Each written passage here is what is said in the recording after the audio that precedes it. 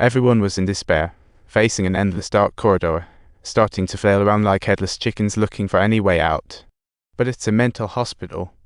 Besides openable doors, only windows remain, tightly sealed by iron mesh.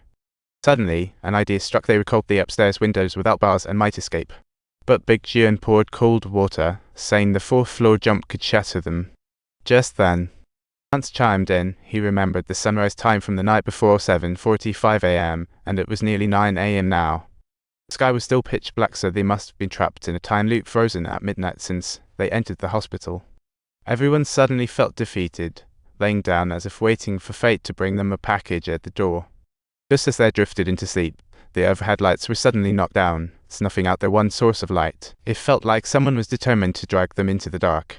Now their only light sources were a flashlight and a camera. Now, food was top priority. They couldn't wait idly to die, yet opening the cupboard, it was swarming with white creatures. It was crawling with bugs, like icing on the cake of their misery. At this point the group thought of the underground tunnels, or the vast rooftop might offer an escape. Hearing this, they chose to search rather than wait and die. They geared up, packed their water and whatever light they had left, and set off for the rooftop. After flipping and flopping, they finally spotted a hopeful sign. Just above them was the rooftop. But what they saw next once again dashed their hopes. The hospital seemed to have a mind of its own, sealing off the roof access like a trap. Seeing no success, they had to return, but the path had become a labyrinth. Just at that moment, they suddenly heard a roaring sound, as if Curly was resisting. They followed the sound. They entered a room, but Curly was absent. Just a lone bed stood there. Suddenly, the bed moved a bit. Everyone was in a state of panic, and then it took off as if it was trying out for a reality TV show. Holy shit. Even the bed could fly better than some. Chaos ensued. They fled, screams echoing in the hallway. Meanwhile, the camera was interfered with, plunging into darkness. When light returned, they found themselves in a room. And now, everyone was feeling utterly defeated, hunger and fear circling them like vultures. They could only lie down and sleep, with no other option. After an unknown time, Jin's wails echoed in their ears. They opened their eyes to find Hello carved in blood on her back.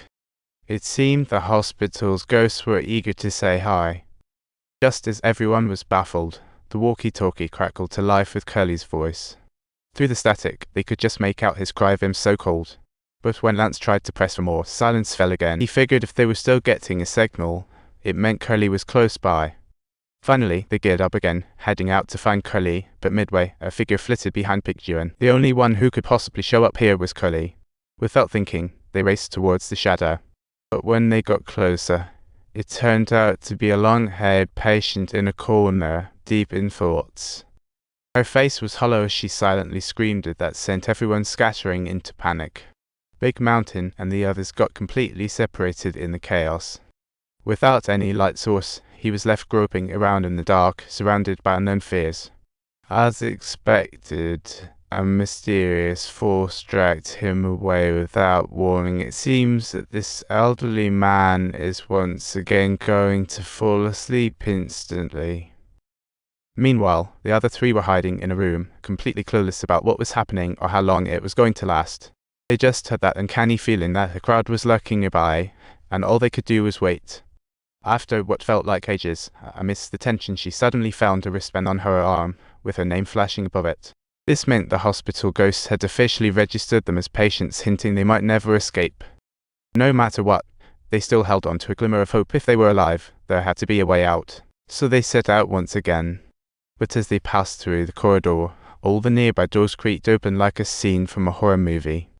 And they could hear voices from within, but when they got close, the inside was completely empty. Suddenly, two hands shot out from behind, sending everyone running for their lives. After fleeing, they found a room where Curly was, but he seemed a different person. Clad in a patient gown, he huddled in the corner, mumbling something as he spotted them. Oh man, that sudden roar nearly gave me a heart attack. This made everyone aware that danger was creeping close. They hurriedly helped Curly into a supposedly safer room. They asked Curly what on earth was happening, but he just chuckled and said something that left them speechless. Progress is slow, but the patients are getting treated. Clearly, Curly was off his rocker, fully embracing his identity as a patient. At this point, everyone else had also become utterly exhausted, dozing off in the corners of the room as if they had completely lost the will to fight. Just when they hoped for a good night's sleep, a deafening roar filled the air, and countless hands reached out from the shadows, trying to pull them into the bottomless abyss. They barely had time to think, yanking Curly along as they scrambled for safety, finally squeezing into room 431, which was filled with bathtubs. If you like this video, don't forget to like and subscribe.